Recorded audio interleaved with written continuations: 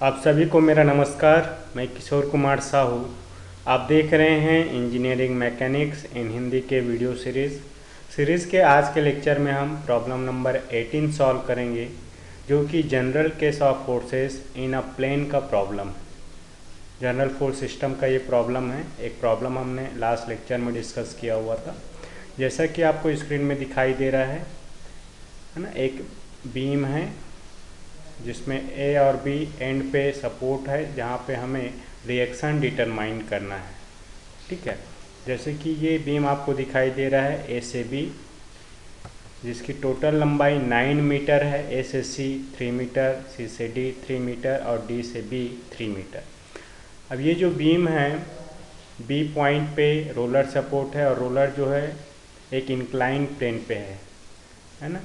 तो यहाँ पे ये वाला जो एंगल दिख रहा है रोलर के परपेंडिकुलर जो लाइन है या रोलर का जो नॉर्मल लाइन है वो वर्टिकल से 45 डिग्री इंक्लाइंड है। ठीक है, और वैसे ही ए पे एक हिंज सपोर्ट है। पॉइंट डी पे बी से 3 मीटर के डिस्टेंस पे 2 किलो न्यूटन का डाउनवर्ड फोर्स एक्ट कर रहा है और पॉइंट सी पे एक मोमेंट एक्ट कर रहा है 3 किलो न्यूटन मीटर का। अब ध्यान देने वाली बात यह है कि इस प्रॉब्लम में आपको पॉइंट सी ए से 3 मीटर पे एक मोमेंट दिया हुआ है 3 किलो न्यूटन मीटर का।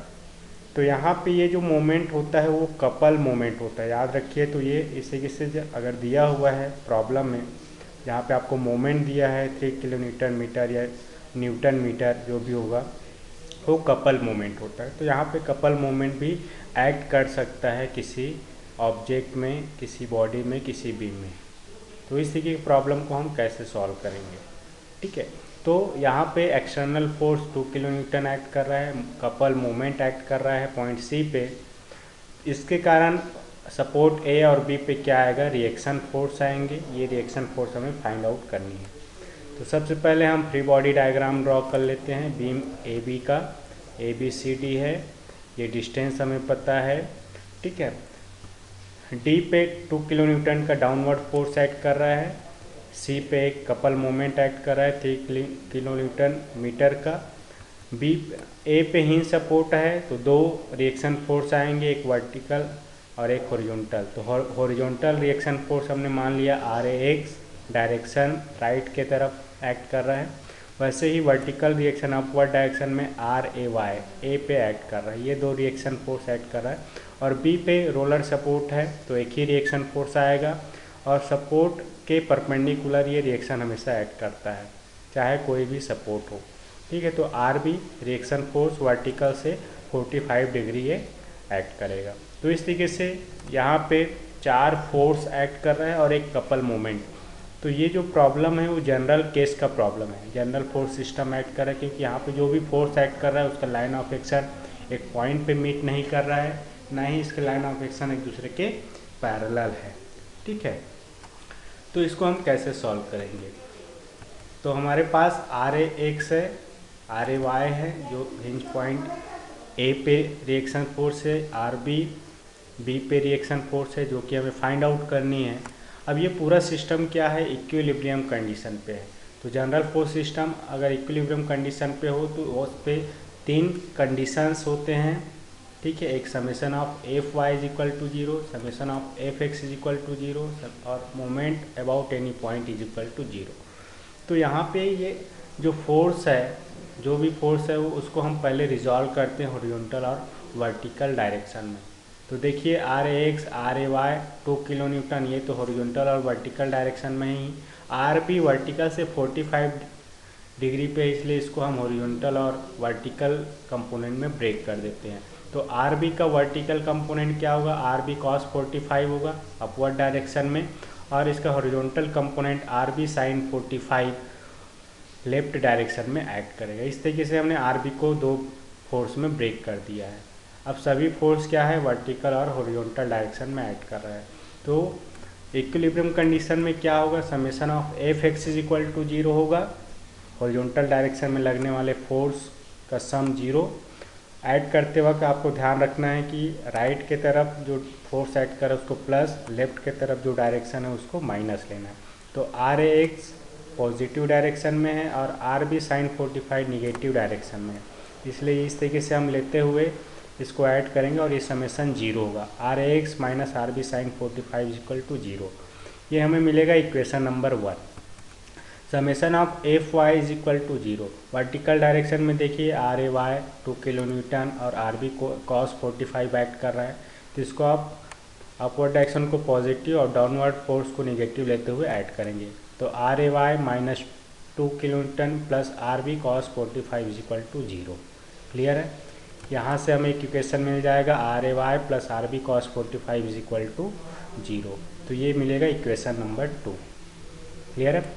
अब एक इक्वेशन और हमें चाहिए, तो देखिए यहाँ पे किसी एक पॉइंट के रेस्पेक्ट में मोमेंट जीरो होगा, तो हमने क्या किया, हिंज सपोर्ट के रेस्पेक्ट में मोमेंट। आपको हमेशा सपोर्ट के रेस्पेक्ट में मोमेंट लेना है, क्योंकि वहाँ पे जो नॉन वैल्यू होगा या अननोन वैल्यू होगा उसका मोमेंट जीरो होगा। जैसे ए पे हम मोमेंट ले रहे हैं, तो आर ए एक्स और आर ए वाई का मोमेंट उसी पॉइंट पे क्या होगा, जीरो हो जाएगा।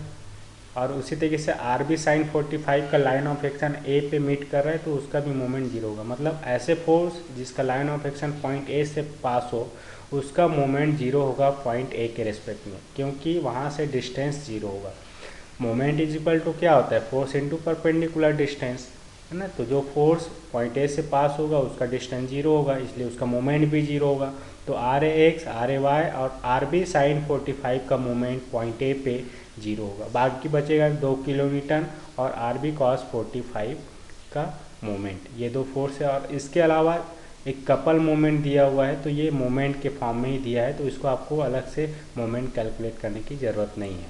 ठीक है, तो क्या हो जाएगा, देखिए 2 किलो न्यूटन का फोर्स का मोमेंट ए के रेस्पेक्ट में, परपेंडिकुलर डिस्टेंस ए से डी 6 मीटर है, तो 2 इंटू 6, और ये क्लॉकवाइज डायरेक्शन है, तो क्लॉकवाइज को हम क्या लेते हैं, निगेटिव वैल्यू लेते हैं, इसलिए निगेटिव। तो -2 into 6 plus R B cos 45 into 9 metre क्या है, ए से डिस्टेंस है आर बी कॉस 45 का, और ये एंटी क्लॉकवाइज डायरेक्शन में मूवमेंट होगा, इसलिए इसको पॉजिटिव लिया। तो आर बी कॉस 45 इंटू 9, और 3 किलो न्यूटन मीटर का एक मोमेंट ऑलरेडी दिया हुआ है, तो इसको आपको लेना है, क्योंकि मोमेंट का सम है पॉइंट ए पे।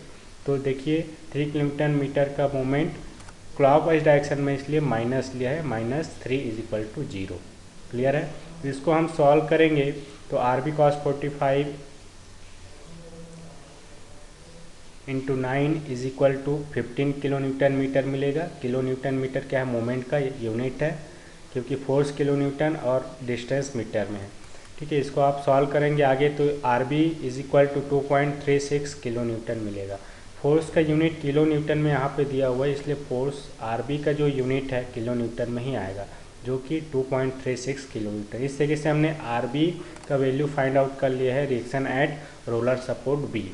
अब इस आर बी का वैल्यू इक्वेशन नंबर 1 में रखेंगे। इक्वेशन नंबर 1 क्या मिला था, R A X minus R B sine 45 equal to zero.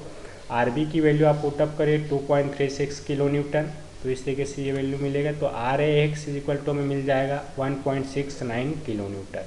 Clear है? ये हॉरिजॉन्टल रिएक्शन फोर्स है हिंज सपोर्ट ए पे। अब आर बी का वैल्यू हम इक्वेशन नंबर 2 पे रखेंगे। इक्वेशन नंबर 2 क्या मिला था, R A Y plus R B cos 45 is equal to zero. यहाँ पर आप आर बी की वैल्यू रखें 2.36, तो ये value R A Y plus 2.36 cos 45 is equal to 2 हो जाएगा। इसको आप सॉल्व करेंगे तो आर ए वाई की वैल्यू हमें मिल जाएगा 0.33 किलो न्यूटन। क्लियर है? इस तरीके से हमने vertical reaction at hinge support A भी कैलकुलेट कर लिया। तो फाइनली हमें तीनों वैल्यू मिल गया। Horizontal reaction at A 1.69 kilo newton, vertical reaction at A R A Y 0.33 kilo newton, और reaction force at roller support B 2.36 kilo newton. यही 3 वैल्यू हमें फाइंड आउट करनी थी। आई होप कि ये प्रॉब्लम आपको क्लियर हुआ होगा कि अगर किसी बॉडी में मूवमेंट या कपल दिया हो तो उसको हम किस तरीके से लेंगे और कैसे सॉल्व करेंगे। क्लियर है? तो आगे कोई भी प्रॉब्लम आता है जिसमें आपको कपल मूवमेंट दिया हो, तो उसको जब मूवमेंट निकालते वक्त हम समेशन ऑफ मोमेंट निकालेंगे, तो उस टाइम पे उसको लेते हुए सॉल्व करना है। ठीक है, इस लेक्चर में इतना ही। Thank you for watching this video, keep smiling.